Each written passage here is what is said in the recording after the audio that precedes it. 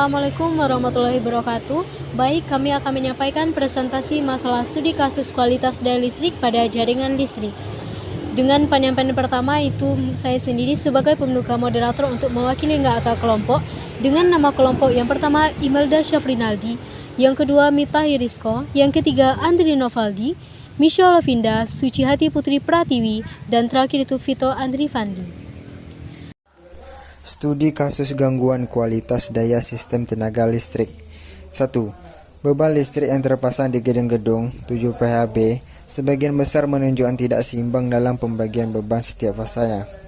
Kedua, pembagian beban listrik setiap fasa tidak seimbang menyebabkan drop tegangan pada tegangan fasa dan sudah melebihi dari standar yang diizinkan 5%. Ada arus pada kawat netral, kerugian daya listrik. 3. Belum semua PHB memiliki ARDER atau sistem grounding, sehingga mengurangi kinerja sistem tenaga listrik dan mengurangnya faktor keamanan sistem tenaga listrik. 4. Faktor daya beban listrik masih ada yang di bawah standar PUIL minimal 0,8.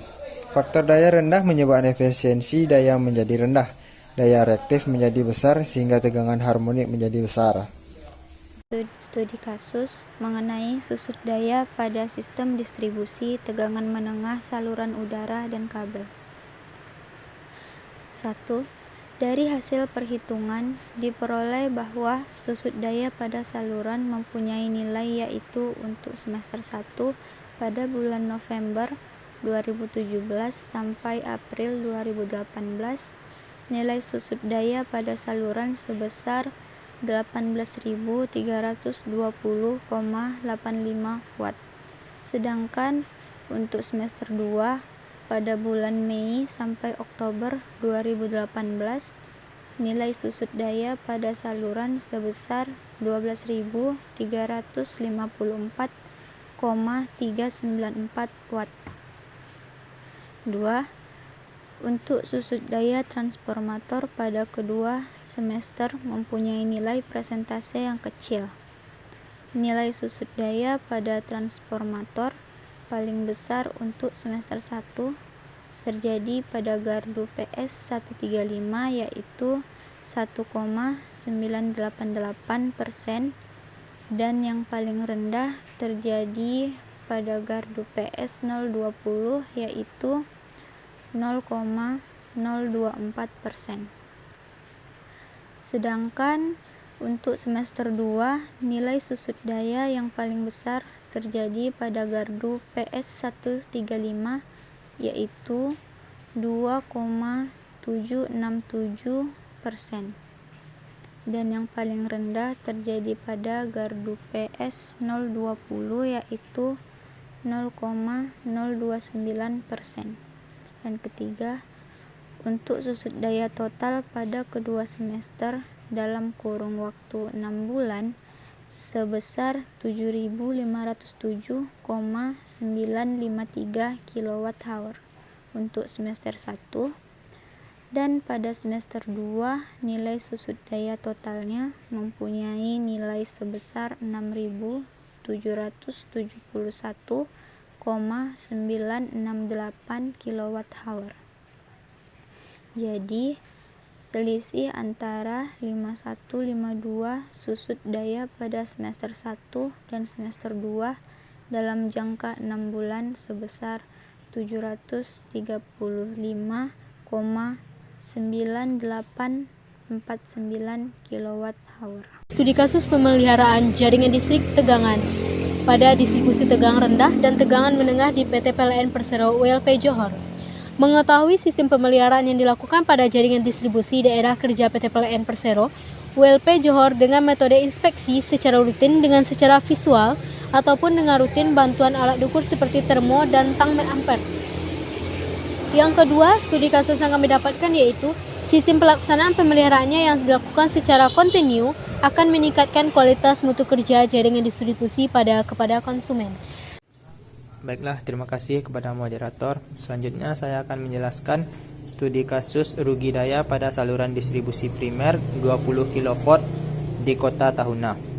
Setelah melakukan penelitian serta juga perhitungan pada jaringan distribusi primer 20 kV di kota Tahuna, khususnya pada penyulang kota, Tuna, dan Kolongan, dapat disimpulkan bahwa yang pertama, jatuh tegangan pada penyulang kota yaitu sebesar 11,51% atau 2,303 kV. Untuk penyulang tona yaitu sebesar 9,66% atau 1,932 kV. Dan untuk penyulang kolongan yaitu sebesar 10,185% atau 2,037 kV. Yang kedua yaitu penyusutan daya pada penyulang kota yaitu sebesar 627,033 kW.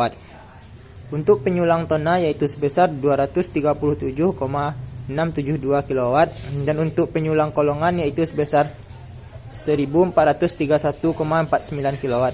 Dari kesimpulan 1 dan 2 jatuh tegangan untuk penyulang kota dan kolongan sudah tidak memenuhi standar yang ditentukan oleh PLN, yaitu jatuh tegangan tidak boleh melebihi dari 10%. Untuk itu diperlukan penanganan secepatnya untuk mengantisipasi pertumbuhan beban yang semakin tinggi.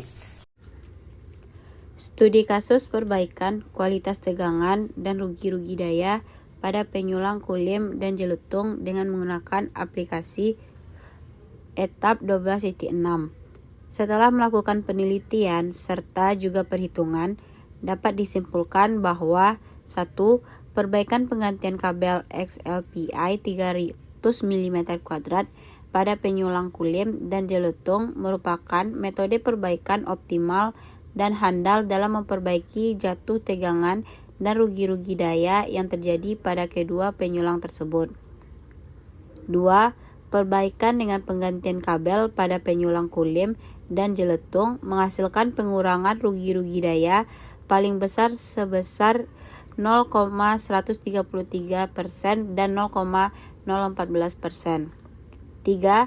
Metode penggantian kabel tersebut juga memperbaiki tegangan pada kedua penyulang, di mana tegangan terendah di sisi tegangan menengah dan rendah dari penyulang kulim, serta penggantian kabel adalah 0,83% dan 0,008% dari tegangan nominal. Sedangkan tegangan terendah di sisi tegangan menengah dan rendah dari penyulang jelutung adalah 0,1333% dan 3,43% dari tegangan nominal. Baiklah, selanjutnya yaitu studi kasus pengaruh rugi-rugi saluran pada jaringan transmisi tegangan menengah penyulang E2 gardu induk Embalut Tenggarong. Setelah melakukan penelitian serta juga perhitungan dapat disimpulkan bahwa yang pertama yaitu diperolehnya hasil nilai tegangan yang mengalami drop voltage pada banyak gardu, di mana tegangan harus memenuhi syarat 5% dan minus 10%.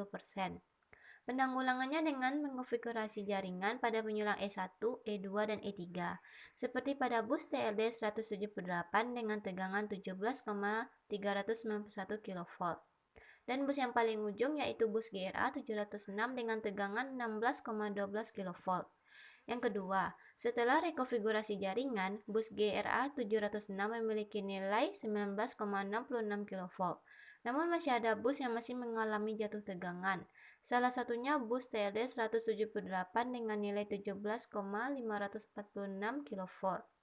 Ada pula yang mengalami overload, sehingga masih diperlukannya upaya untuk meningkatkan tegangan dan menambah maupun mengganti trafo yang melebihi kapasitas, serta merubah posisi tap changer pada transformator.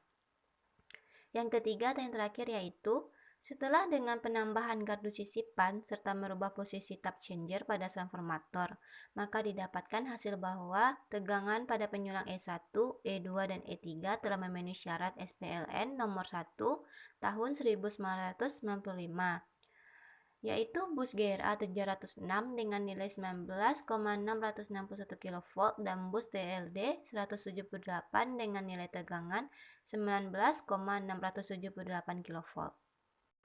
Mungkin hanya itu yang dapat saya dan kelompok saya sampaikan dalam pembahasan tentang studi kasus pada kali ini. Jika ada salah kata ataupun teori pembelajaran, saya mewakili kelompok saya untuk meminta maaf. Saya akhiri. Wal taufiq wal hidayah. Wassalamualaikum warahmatullahi wabarakatuh. Terima kasih.